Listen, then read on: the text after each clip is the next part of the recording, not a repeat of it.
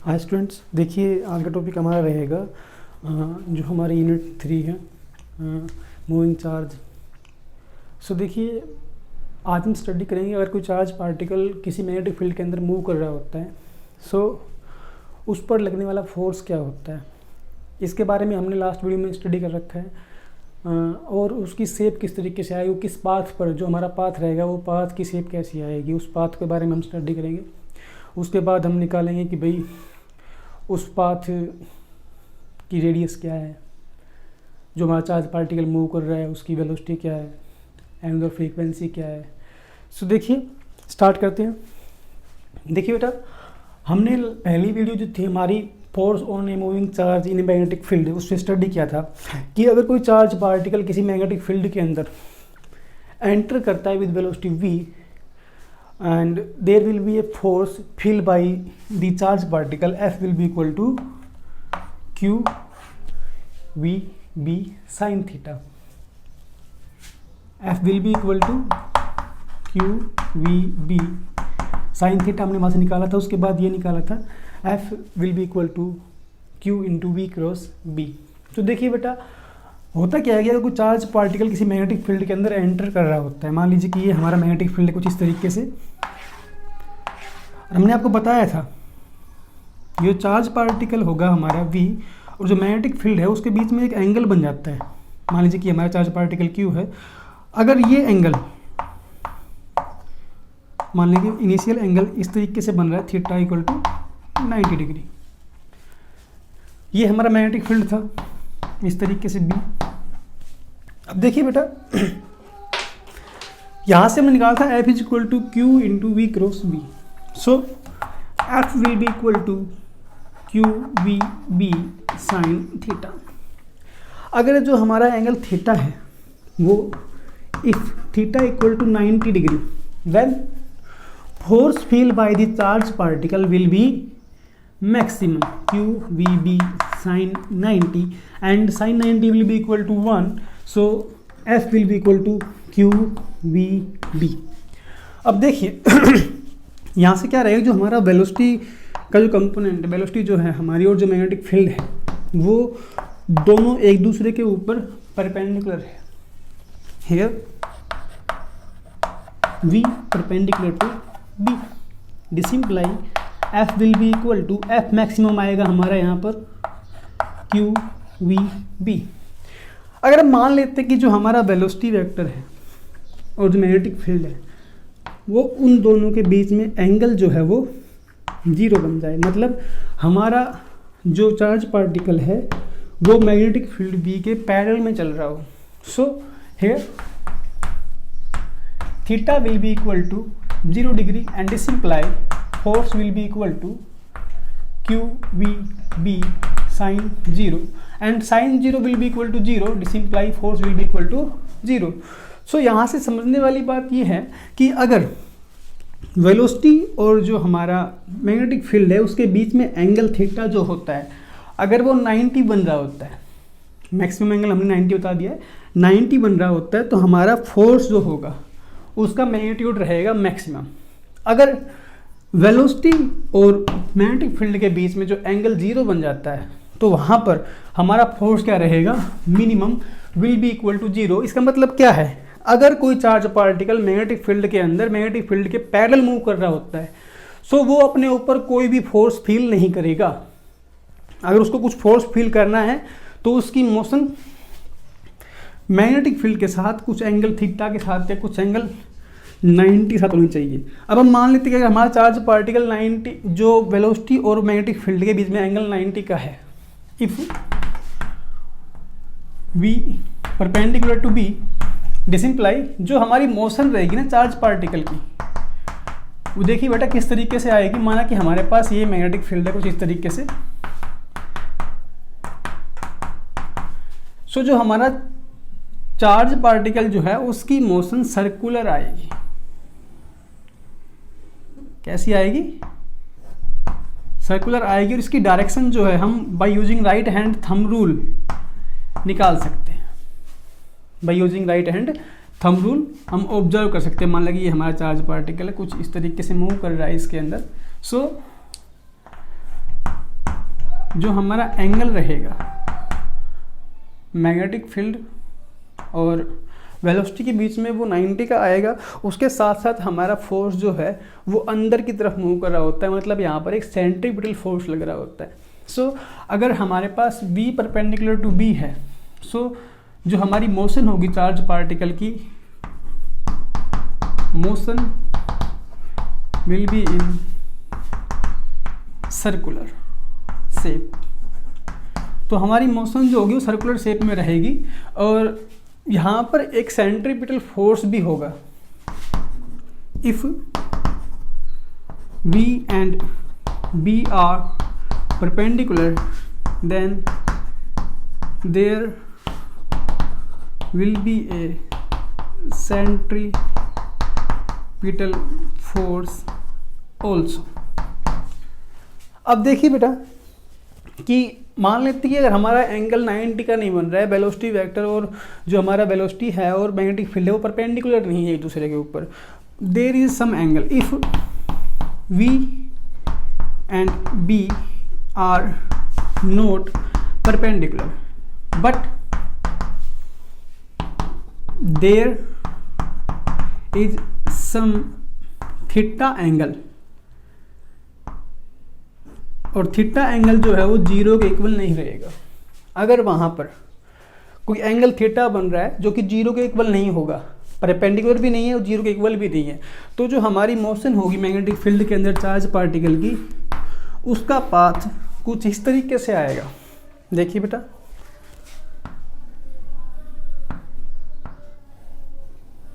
उसका पाथ एक helix shape के अंदर आ जाएगा इस तरीके से।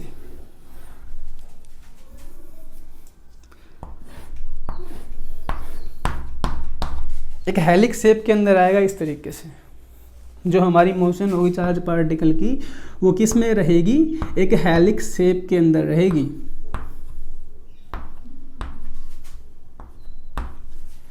सो देखिए इसमें होता क्या है कि इसके अंदर भी हमारे चार्ज पार्टिकल के ऊपर एक फोर्स लग रहा होता है। मान लीजिए कि ये हमारा वेक्टर B, ये हमारा B एंड ये हमारी वेलोसिटी आई मान लीजिए V, कुछ एंगल थीटा बनता है यहाँ पर इस तरीके से इसके बीच में। सो मैंने पहले बताया कि अगर चार्ज पार्टिकल मैग्नेटिक फील्ड के अंदर मूव कर रहा है सो एक सर्कुलर शेप के अंदर मूव करता है या फिर एक हेलिक्स शेप के अंदर मूव कर रहा है, तो यहाँ पर एक फोर्स लगेगा, एक फोर्स चार्ज पार्टिकल और फील करेगा जो कि क्या होता है हमारा सेंट्रीपिटल फोर्स। क्या रहेगा हमारा सेंट्रीपिटल फोर्स, मैंने आपको बताया पहले भी। इसके अंदर जो हमारा ये फोर्स फील कर रहा है ये कौन सा है, सेंट्रीपिटल फोर्स है, जो कि इसकी मोशन किसकी तरफ है, सेंटर की तरफ है। तो ये हमारा कौन सा फोर्स रहेगा, सेंट्रीपिटल फोर्स रहेगा।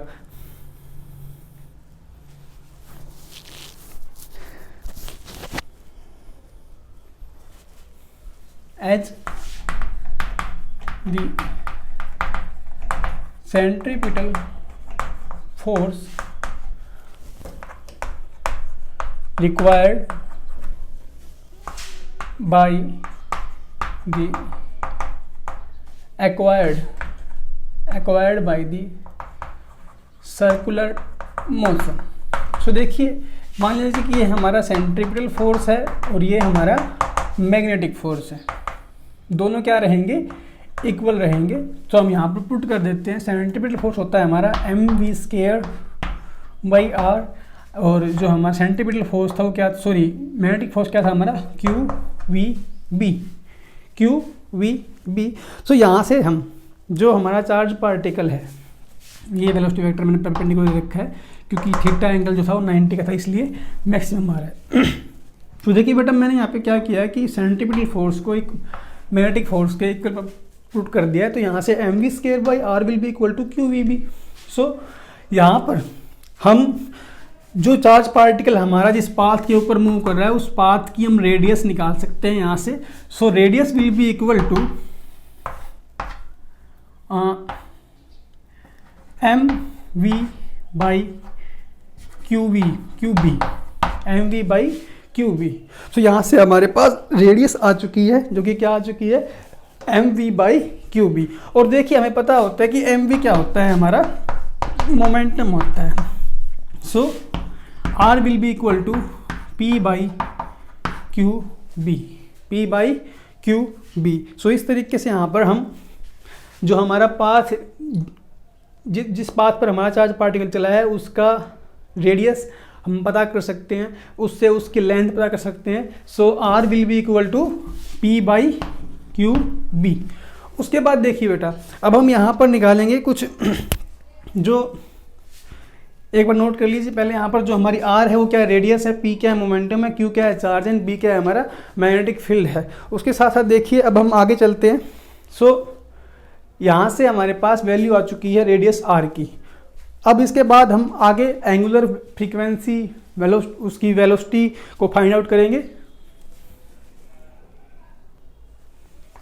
अगर देखिए ये तो बेटा हमारे पास आ चुका है आर की वैल्यू। अगर मैं आर की वैल्यू को in the form of kinetic energy के फॉर्म में निकालता हूँ तो यहाँ पर ये तो पोटेंशियल की फॉर्म में आर मान लो। उसके बाद अगर मैं in the form of kinetic energy निकालता हूँ, in the form of kinetic energy, so देखिए बेटा हमारा मोमेंटम होता है P is equal to m v. उसके बाद देखिए मुझे V की वैल्यू चाहिए। सो हमारी काइनेटिक एनर्जी क्या होती है, हाफ एम वी स्क्वायर। सो यहाँ से हम V की वैल्यू निकाल लेते हैं, क्या आ जाएगी 2k by m under root 2k by M. So यहाँ पर वैल्यू पुट करेंगे। So P will be equal to m into 2k by m. If multiply and divide by M, so m square बन जाएगा तो बाहर आ जाएगा। So m से m cancel out, simply p will be equal to under root 2k m. So हमारे पास जो मोमेंटम की वैल्यू क्या आ चुकी है in the form of kinetic energy 2k m. So यहाँ पर पुट करेंगे value. So radius will be equal to under root 2k m by Q B. So यहाँ से हमारे पास रेडियस की इक्वेशन आ चुकी है दोनों के लिए। अब हम निकालेंगे टाइम पीरियड। अब देखिए रोटेशनल मोशन है, सर्कुलर मोशन 11th क्लास के अंदर आपने वहाँ से स्टडी किया होगा। टाइम पीरियड क्या होता है, time taken by charge particle for one rotation, और फिर वन राउंड के लिए बोल दीजिए। सो हम वो निकालेंगे। टाइम पीरियड क्या था हमारा, देखिए एक टाइम का सिंपल फॉर्मूला होता है हमारे पास, क्या स्पीड होती है डिस्टेंस बाय टाइम। तो यहाँ से हम निकाल सकते हैं, वेलोसिटी बोल दीजिए displacement by time. So time will be equal to displacement by velocity. अगर हमारा चार्ज पार्टिकल एक सर्कुलर मोशन के अंदर मूव कर रहा है, सो वहाँ पर उसके द्वारा टोटल डिस्टेंस कवर किया गया कितना आएगा, टोटल डिस्टेंस रहेगा उसका सरकमफेरेंस। और सरकमफेरेंस क्या आएगा हमारा 2 pi r. So this implies time period t will be equal to 2 pi r divide by velocity. अब देखिए यहाँ पर हम वैल्यू पुट कर देते हैं आर की।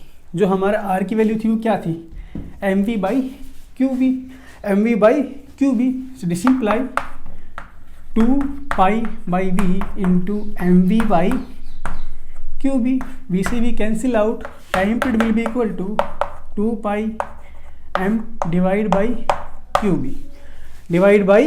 Q B. सो यहाँ से हमारे पास टाइम पीरियड की वैल्यू आ चुकी है क्या 2 pi M by Q b. अब देखिए हम निकालेंगे एंगुलर फ्रीक्वेंसी। एंगुलर फ्रीक्वेंसी क्या होती है, एंगुलर फ्रीक्वेंसी होती है 2 पाई आर, एंगुलर फ्रीक्वेंसी होती है 2 pi by t. And t क्या है हमारा, time period. So time period की वैल्यू हम पुट कर दीजिए आप 2 pi m into q b. 2 pi cancel out, simply angular frequency will be equal to q B by M. So यहाँ से हमारे पास एंगुलर फ्रीक्वेंसी की वैल्यू आ चुकी है क्या क्यू बी बाई एम। अगर आपको यहाँ पर फ्रीक्वेंसी निकालनी हो तो आप फ्रीक्वेंसी निकाल सकते हो। देखिए हमारा पास जो रोटेशनल मोशन थी, सर्कुलर मोशन थी, उसके अंदर जो एंगुलर फ्रीक्वेंसी होती थी वो क्या आती थी 2 पाई वी। ये भी एक फॉर्मूला होता था हमारे पास। अगर हमें यहाँ से फ्रीक्वेंसी निकालनी है तो क्या बन जाएगा, ये फ्रीक्वेंसी है हमारी, क्या है यहाँ पर ये फ्रीक्वेंसी है। So omega by 2 pi, omega by 2 pi. So omega की वैल्यू क्या थी, q B by m put कर दीजिए यहाँ पर। This implies frequency will be equal to q B by 2 pi m, q B by 2 pi m. So यहाँ से हमारे पास क्या आ चुकी है, ये फ्रीक्वेंसी आ चुकी है। सो हमने यहाँ पर चार्ज पार्टिकल के द्वारा जिस पाथ पर हमारा चार्ज पार्टिकल ट्रेवल करता है उस पाथ की हमने रेडियस निकाली। सर्कुलर में मूव करता है, फिर हेलिक्स में मूव करता है। सो पहले हम निकालते हैं रेडियस। अब रेडियस निकालने के लिए क्या करते हैं, अगर चार्ज पार्टिकल सर्कुलर मोशन में मूव कर रहा है तो जाहिर सी बात है उसके ऊपर एक सेंट्रीपिटल फोर्स भी लग रहा होता है। So m v square by r will be equal to Q we b. यहाँ से हमने रेडियस निकाल ली है m we by Q b, और एम वी क्या होता है, हमारा मोमेंटम होता है। So r will be equal to p by Q b. उसके बाद देखिए बेटा, अगर हम काइनेटिक एनर्जी की फॉर्म में निकालते हैं सो हमारा आर क्या बन जाएगा, वहाँ से हमारा मोमेंटम आ जाएगा, momentum will be equal to under root के बाई एम।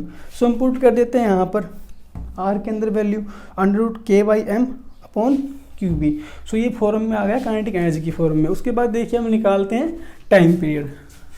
टाइम पीरियड को समझने के लिए मैंने बताया आपको speed equal to distance upon में time. So time will be equal to distance upon में पी। अब देखिए अगर हमारा चार्ज पार्टिकल सर्कुलर मोशन में मूव कर रहा है तो उसका टोटल डिस्टेंस क्या रहेगा, 2 pi r for 1 round. Time period निकालेंगे 2 पाई आर बाई वी। अब यहाँ पर आप आर की वैल्यू पुट कर दीजिए। आर की वैल्यू क्या थी, M we by Q B. So cancel out किया 2 pi M by Q B. यहाँ से हमारे पास आ गया टाइम पीरियड। उसके बाद देखिए फ्रीक्वेंसी क्या होती है, एंगुलर फ्रीक्वेंसी ओमेगा क्या होती है, 2 पाई बाई टी। सो यहाँ से निकालते हैं, वैल्यू पुट कर दीजिए आप टाइम पीरियड की, क्या थी 2 pi M by Q b, 2 pi M by Q b cancel out. So यहाँ से हमारे पास एंगुलर फ्रीक्वेंसी क्या आ गई थी, q B by M.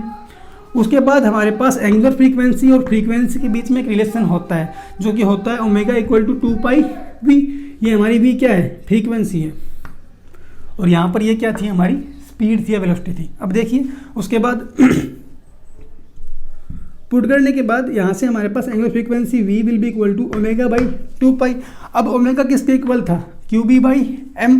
So put कर दीजिए वैल्यू इसके अंदर, q B by M. So frequency will be equal to q B by 2 pi m. So देखिए हमने कुछ इंपॉर्टेंट टर्म यहाँ से निकाली है। इसके बाद देखिए अगर हमारा चार्ज पार्टिकल किसी मैग्नेटिक फील्ड के अंदर